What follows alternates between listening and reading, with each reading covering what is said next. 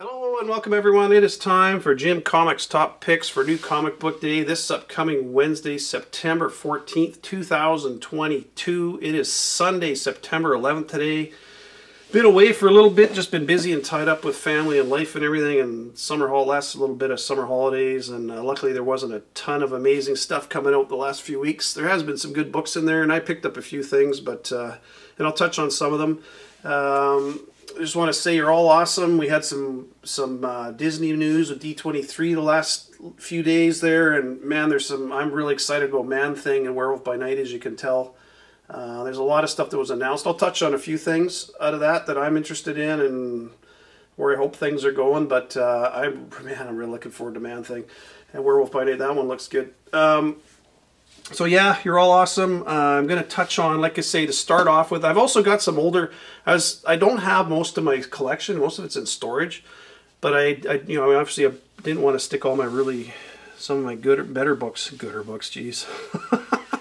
I don't want to put all my books into storage, but so I pulled out some stuff, and I found some old stuff that I had bagged from, still in the original bags from the 80s, so I'll show a couple of those and some other books and everything else. So anyways, I want to touch on a few things I did pick up over the last few weeks. I picked up this Minor Threats #1. I got both covers for that. This one's pretty good, and I really, it's a lower print run. It's obviously by Dark Horse, who has a first look deal with, I believe, Netflix. And you want to pay attention to this one, because if you don't know, you got to pay attention to the writers on these. Patton Oswalt, you'll see a picture of him on the screen. He's, whether you like his stuff, don't like his stuff, whatever. I try not to get into the politics of what all this other crap people are doing, but keep it strictly on comics and collecting on this channel. He's obviously got a lot of ties to Hollywood, movies, television shows, all that kind of stuff. And this story, as I read it, it's actually pretty good. It really, which seems to be, it's kind of, the story's based, it's rough to me. It kind of feels like Watchmen, The Boys, all that kind of stuff, which it seems like a lot of these indie books are kind of emulating these days. It's a popular storyline, but anyways, it's pretty good. It's just a ragtag group of all these no-name superheroes who get together and have to fight this evil Insomniac, who makes a cameo in this one. And issue number 2, you'll see an image of that on the screen. Insomniac is on the cover, and he's kind of a takeoff of Batman, as you can tell. But I really recommend you get this one, because not only is the story pretty good, and I could totally see that one getting picked up. Whether it does or not, I don't know. But it's worth the risk at $4.99. You also get a preview in the back from Bendis's new book called The Ones, which is coming out, obviously, from Dark Horse as well. And so you get I think it's a 6 or 8 page preview. I read through it. I'm not going to open it up, but definitely worth picking those up. I grabbed a couple copies of that. I know other people are as well. These are the ones you really want to take when you get them for cover price. Totally worth the risk, because you never know where it's going. I posted about this one a while back, and by now I'm sure you're all well aware of this, and you probably were even before, but Edge of Spiderverse #1, the Bengal variant, has Spider Hunter on the cover, as well as Spinstress, so technically that's your first appearance of those characters. I know he shows up, I believe it's issue 5, he's on the cover, and that'll be his first full appearance. But this book here is the first, even though they're not in the story, it's just a cover appearance, it's worth getting. And then obviously that's the connecting to Amazing Spider-Man #6 there, the Bengal variant, so, which was, if I remember right, was issue, I can't remember what issue that was, 900 or something like that, but anyways, worth grabbing that if you can. A couple books I picked up this past week, which I want to touch on. Batman 127, man, I'm liking this Chip Zdarsky. Man, I dropped it, obviously. If you remember back, Tom King, oh, he just killed Batman. Batman wasn't very good for a while. It was under Tynion, or Tinian, however you want to say it. It was good again, obviously. And then I'm really enjoying Zdarsky's run. This was a little bit more about fail-safe and stuff, but what's really interests me is this backstory. And spoiler alert here, so turn it off if you don't want to know. But Catwoman, this whole backstory is dealing with Catwoman, the Penguin, and tracking down kids and everything. But of course, Cobblepot isn't dead. He's just had some plastic surgery. He's running a flower shop now. But as I suspected, the kids, the daughter and the son, are basically taking over his empire. Because right at the end, he says, "They're coming for you, little ones. The cat and the bat. Make your father proud and destroy them for me, will you?" So basically, they're taking over his empire.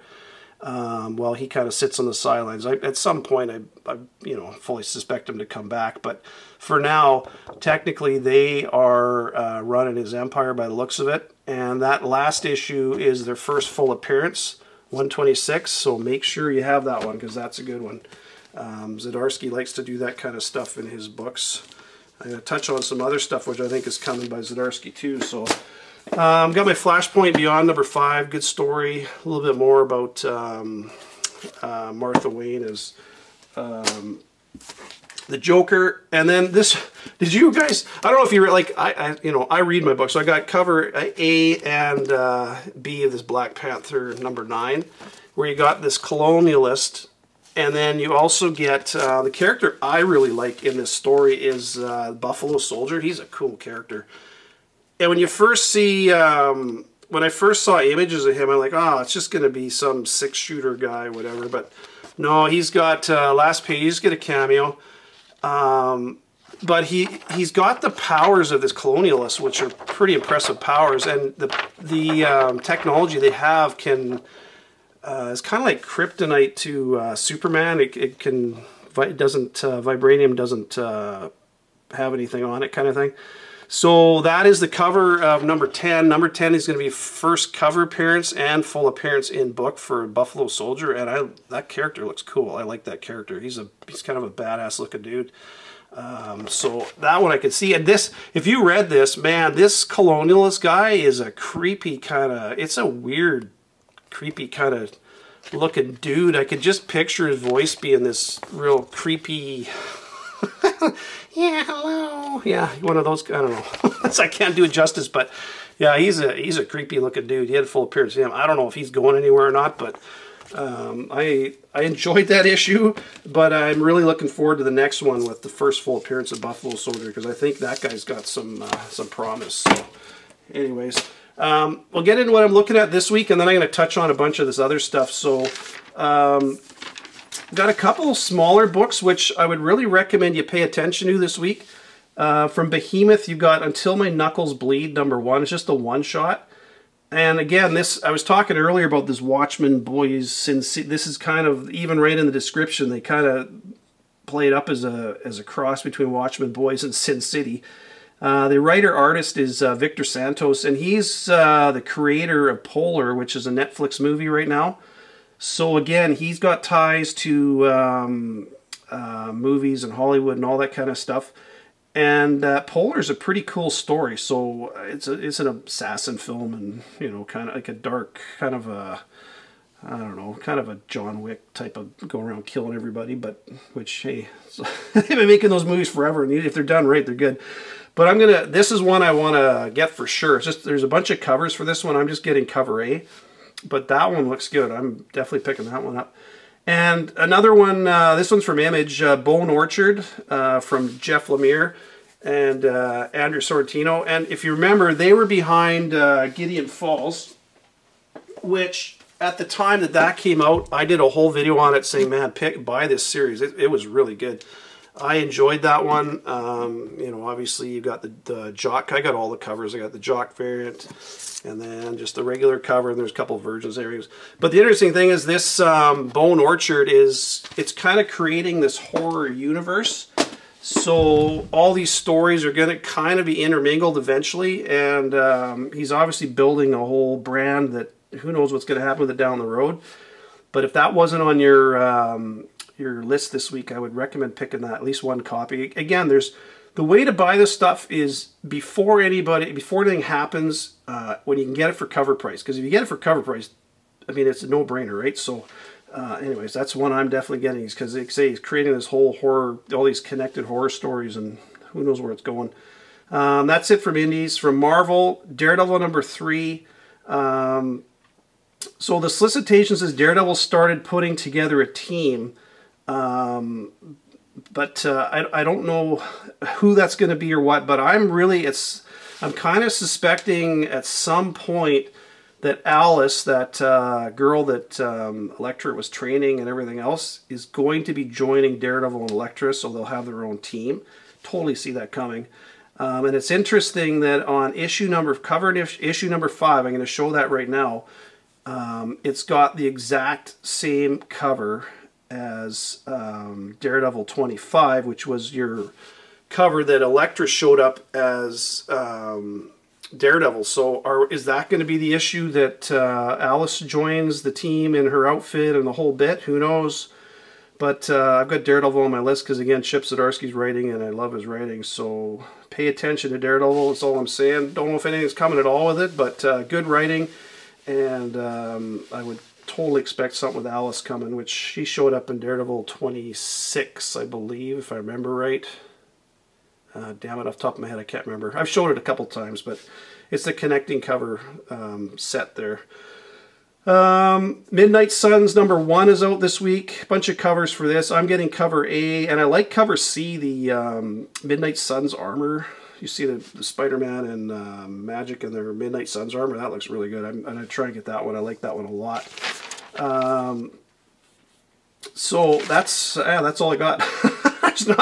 There's not a huge week for me this week. But I really like, for my picks this week, I'm going a couple of my indies that I just mentioned. Until My Knuckles Bleed #1, I'm picking that up for sure. Bone Orchard #1, I'm getting that because I really like what Jeff Lemire's doing. I love Gideon Falls, and I'm suspecting this is going to be along the same lines. And Daredevil #3 for me this week as well. Those are my picks this week. So I want to talk about D23 for a second, because they announced a bunch of stuff. Obviously, I've got my Man-Thing and Werewolf by Night in the background. I posted about this the other night, that the Werewolf by Night show is coming out to Disney Plus. Looks good. They did the whole trailer kind of an old retro, you know, old school horror, black and white kind of thing, which I like that. I thought it was really cool. Some people are like, I don't know, but it's obviously it's a play on what they used to do, and it's just a different take on it. Man, it looks, if they do it right, I'm really looking forward to having some kind of horror genre coming in, because it's gonna. And then obviously Man-Thing showed up in the trailer. Really excited for that. There's been a lot of rumors about that, and the books have been heating up for a while. So it is a really good one to get. If you, I'm going to touch on a few of these books that I think are worth getting.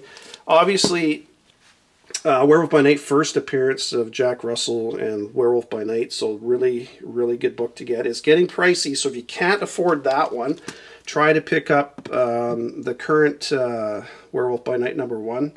Jake Gomez show up as Werewolf by Night in that, so that's a good one to get if you can get it. Obviously, Man-Thing #1. Interesting thing is, so Steve Gerber, he was the writer of Man-Thing, starting with Adventure to Fear #11, and then 19 was your first Howard the Duck, who was created by Steve Gerber, co-created anyway. I think he was created that one. And then this Man-Thing #1, the volume #1, was actually supposed to be issue 20, Adventure into Fear, but ended up becoming the old series. And that is your second appearance of Howard the Duck. So first appearance of Howard the Duck in here. You know all this stuff, but the funny thing is, you're getting Werewolf by Night, you're getting Man-Thing. Are we going to get Howard the Duck at some point? I hope so. I mean, I know there's been movies back in the days, movies, and he's made cameos and other stuff. But I'd love to see him back. Anyways, that's all my point is on that. And then while we're on, so that's a good book to get. It's not too terribly pricey. It's a great Frank Bruner cover. Love his artwork. Awesome, awesome cover. So if you can get that one, it's worth picking up. The giant size Man-Thing Annual #4 is a really good one as well. It's another Frank Bruner cover, but it's also your first solo Howard the Duck story in there. So that's, for a couple reasons, it's a really good one to get. Again, Steve Gerber on that one. There's also Man-Thing #1, your volume #2. I don't like the artwork on this one nearly as much as the other one. It's not worth that much, but it's one of those things, if you can't afford these bigger books, don't feel like you got to go mortgage your house to buy these books. If you can't afford it, don't buy it. Wait, go to garage sales, hunt around. Eventually you're going to find stuff, but that's a good one to pick up. It's not too pricey at all. There's Marvel Presents #1 from Oh shit, I can't remember what year that was. I can't remember if it was late 80s, early 90s, but there's a Man-Thing, backup Man-Thing story in there as well. So there's a lot of Man-Thing stuff showing up. Obviously, they had the Secret Wars, Scrolls, all that stuff. So if you got the money, can afford that book. It's been a great book for a while. Man, it pisses me off that I was one issue away from #1. I wish I had Fantastic Four #1. Oh, that's kind of what really started Marvel that back in the day. I got a bunch of the facsimiles, which is probably as close as I'm going to get, but because I'm not dropping the money people are looking for that. So that was a good one. I know at some point, I know they also talked about Thunderbolts coming out. I don't know.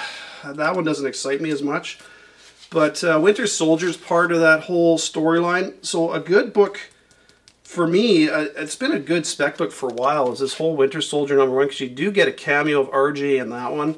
And then obviously first cover appearance and first full appearance in issue #2.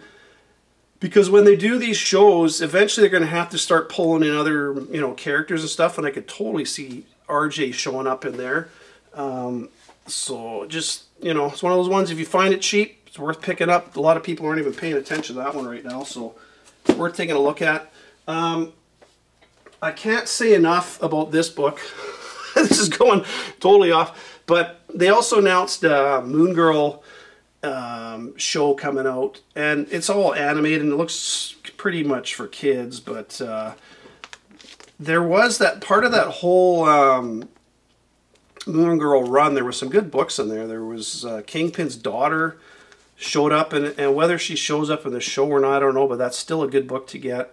But they did have the Fantastic Four show up in the in Moon Girl, which led to Galactus and everything. So Galactus showed up in Moon Girl, and then I think it was a Fantastic 3, if I remember right. I don't remember that. I don't have those books with me, but anyways, it would be interesting if that's where Galactus and Silver Surfer showed up first, was in the animated show. Whether or not it does, this Fantastic Four 4-8 has been a key book for years and years. I've showed this one several times.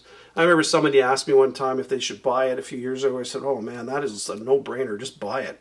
Because the price has doubled and tripled since back then. But anyways, if you can afford that one, get it. That is a no-brainer book. I don't know what to tell you about that.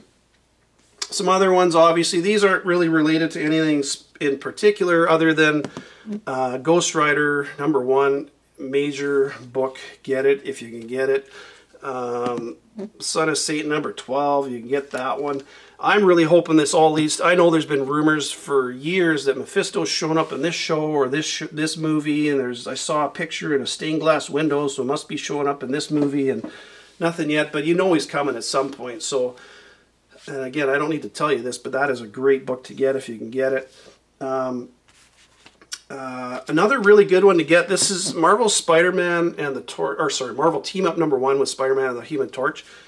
These team ups, I could totally see a team up show coming at some point. And back to Man-Thing. This is another Man-Thing book. Is Marvel 2-in-1, #1 with the Thing and Man-Thing. So once Fantastic Four show up and Man-Thing's around, who knows? Maybe they'll end up fighting just like on the cover, but. There's a ton of books out there, and then this, like I say, this is kind of a rambling video because I was going through a bunch of my boxes, and I'm like, oh yeah, I found all my. Now I'm not suggesting you run out and buy any of these books that I'm about to show you. These are just, for me, it's kind of a nostalgia thing. Like I say, I've been buying comics for a long time, so I found all my Evolutionary War, the annuals, the supersized annuals that Marvel put out. In '88, and they're still. This one's still. A bunch of these are still in the original bag. I don't know if you can see. It's all wrinkled. It gets that funny. It gets that old comic book smell, and the boards go all kind of yellow. But anyways, I got the Fantastic Four. I'm just going to run through, kind of show them because it's kind of, for me, it's kind of cool. I think I got them all. I'm not. I'd have to run and check that I got them all. But anyways, a Fantastic Four. I got the New Mutants one. I got the X-Men one. I'll run through my Atlantis Attacks ones too. I got those as well, but I'll do that in another video. Obviously Silver Surfer, #1 annual. X Factor. There's a lot of these, man. I can't believe I bought all these. West Coast Avengers. I wouldn't buy them all today, I can tell you that, but I did back then.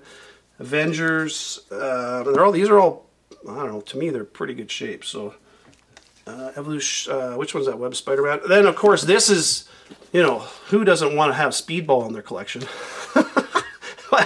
Yeah, anyways, whatever.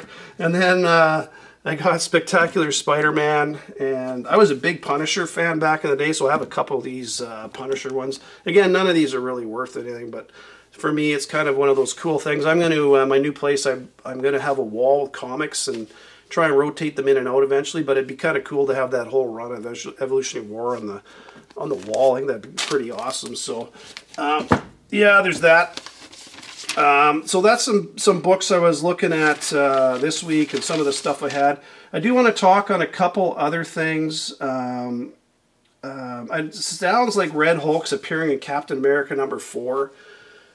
So Red Hulk #1, I know a lot of people, anyway, some places list issue #1 as just a cameo, but if you actually look at that book, that is, to me, that's the first full appearance, because it's at nighttime and the Red Hulk is there, and he ends up shooting and killing the Hulk. Well, he doesn't kill him, but he shoots him. And it's all, he looks green in that, but the reason he looks green is because it's nighttime and you can't see the red color, and it's actually the Red Hulk. As far as I'm concerned, that's a full appearance to me. But anyways, whatever. I got #2 and 3, whatever. So it doesn't matter to me. I mentioned that the Ones #1, there's a preview of that at the end of this Minor Threats #1 that I just showed, and that's Bendis. That's coming out down the road. You'll see some info for that one. That's one I'm pre-ordering. Dr. Aphra 24, there's a whole bunch of Sith on the cover of that. Are any of those a first appearance of a Sith, or who knows? But yeah, we'll see what happens with that. Superman with Doombreakers coming. There's a whole shit ton of covers for this book down the road. I just be careful with this one, folks. Again, this is going to be a huge print run, and there's going to be so many books with him on the cover that you can't really say one is a first cover appearance. So if there's one you really like, buy it. There are a couple of really nice covers. I'm going to show one that I like on there. I can't remember. I don't have it written down, so I can't remember, but there's some really, really nice covers. Whether or not that character goes anywhere, I don't know, but I'm going to buy it. So anyways, there you go. This video's kind of been rambling on, but yeah, there's some good stuff this week. So again, don't forget, Until My Knuckles Bleed this week, Bone Orchard, Daredevil 3, Midnight Suns #1. That'll be a good one too, because eventually that's going to be, that's going to be a show. So who knows what the show's going to be based on? But there you go, folks. Big, long, rambling video. Hope you're all doing well. Take care. NFL started it started on Thursday, but and hey, go Bills, man! They kicked the shit out of the LA Rams. That was awesome. But yeah, there you go. Take care. Happy hunting. Talk to you later in the week. Bye for now.